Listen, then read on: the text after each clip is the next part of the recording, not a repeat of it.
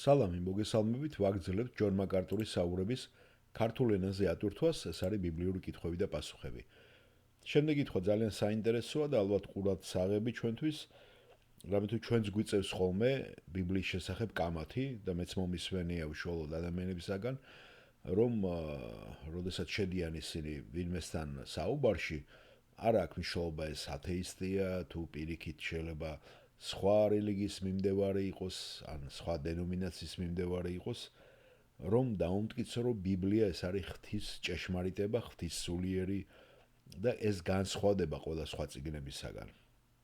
ამაზე არაერთი მოგისმენიათ ალბათ თქვენ, მაგრამ როდესაც უშუალოდ თქვენ გიწევთ, ზოგჯერ არ იცით როგორ იმოქმედოთ და იცავთ თავს, ან იცავთ ბიბლიას. აი ნახეთ ჯონ მაკარტურის მიდგომა როგორია და მე მგონი ყურად საღებია ეს, რომ ფრთხილად ვიყოთ, რომ სატანამ არ დაგვახარჯვინოს დრო და არ შევასხათ კედელს წყალი, ხო? ესეთი გამოთქმაცა გვაქვს ჩვენ და არ ნაყოთ წყლის ნაყვა არისო, ხო იცით? ამ მდგომარეობაში არ უნდა აღმოჩნდეთ. მოდით მოусვინოთ კითხვის დამსვლელს. მე ესე დავასათავრე, როგორ დაუმტკიცოთ სხვებს, რომ ბიბლია ღვთის სულიერია. ეს კითხვა დაკავშირებულია სალამი ჯონ მოგესალმებით, ეს კითხვა დაკავშირებული იმ მტკიცებასთან, რომ ბიბლია არის ღვთის შთაგონებული სიტყვა. მე მაგალითად როგორც ჩანს, არანაირი პრობლემა არ მაქვს ბიბლია რომ განვიხილო იმ ადამიანებთან, რომლებიც არ არიან მცოდნე, ან კიდე ვინც ეძებს მას. მაგრამ სადაც ყოველთვის მე აგურის კედელს ვაწყდები ხოლმე, ეს არის ის კატეგორია ხალხის, რომლებიც ამბობენ, დიახ, ბიბლია ღვთის სიტყვა, მაგრამ ასევეა თალმუდი, ასევეა მორმონების წიგნი, ასევეა ისლამის ყურანი და ასე შემდეგ. და ეს მართლაც რეალური პრობლემაა. და ჯონ მაკარტური პასუხობს.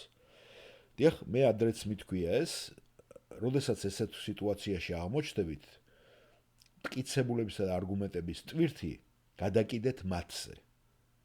მათზე და მათ დაიცვან თავი. და თუ ვინმე მეუნება ანალოგიურს, რომ მე არ მჯერა, რომ ბიბლია ეს ერთადერთი წიგნია. და ბიბლია ღვთის სიტყვა არის და ასე შემდეგ. ჩემი პასუხი ტიპიურად არის რეპლიკა. ეს გასაოცარი განცხადება, რასაც თქვენ მეუნებით.